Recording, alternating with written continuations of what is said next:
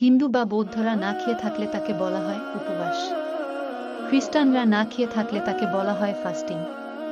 মুসলিমরা রোজা রাখলে তাকে বলা হয় সিয়াম। বিপ্লবীরা না খেয়ে থাকলে তাকে বলা হয় অনশন।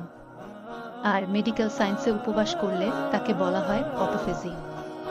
2016 সালে নোবেল কমিটি জাপানের ডাক্তার ওশিনরি ওসুমিকে অটোফেজি আবিষ্কারের জন্য পুরস্কার দেন। যাই হোক, অটোফেজি কি? অটোফেজি শব্দটি একটি গ্রিক শব্দ। অটো অর্থ নিজে নিজে এবং ফেজি অর্থ খাওয়া। সুতরাং অটোফেজি মানে নিজে নিজেকে খাওয়া।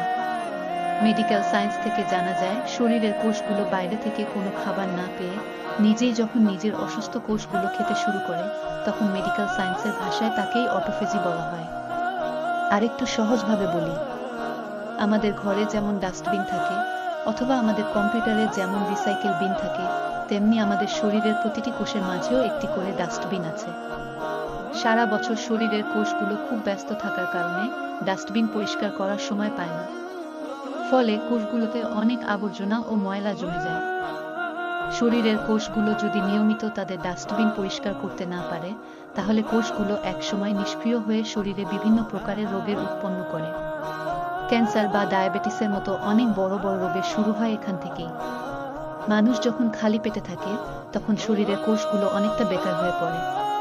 কিন্তু তারা তো আর অলস হয়ে বসে থাকে না, তাই প্রতিটি কোষ তার ভিতরের আবর্জনা ও ময়লাগুলো পরিষ্কার করতে শুরু করে দেয়। কোষগুলোর আমাদের মতো আবর্জনা ফেলার কোনো জায়গা নেই বলে তারা নিজের আবর্জনা নিজেই খেয়ে ফেলে। মেডিকেল সায়েন্সে এই পদ্ধতিকে বলা হয় অটোফেজি।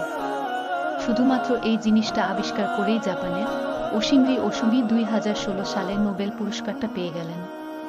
তিনি আবিষ্কার করেন যে 12 থেকে 24 ঘন্টা উপবাস রাখলে মানুষের দেহে অটোফেজি চালু হয়। তিনি প্রমাণ করেন যে উপবাস থাকার মাধ্যমে মানুষের শরীরে যে উপকারগুলো হয়: 1. দেহের সেল পরিষ্কার হয়। 2. ক্যান্সার সেল ধ্বংস হয়। 3. পাকস্থলীর প্রদাহ সেরে যায়। 4. ব্রেইনের কার্যকারিতা বাড়ে। 5. শরীর নিজে নিজেই সেরে যায়। 6. ডায়াবেটিস ভালো হয়। 7. বার্ধক্য রোধ করা যায়। 8. স্থূলতা দূর হয়। 9. দীর্ঘ জীবন লাভ করা যায়। ভিডিওটি ভালো লাগলে লাইক ও সাবস্ক্রাইব করে দাও।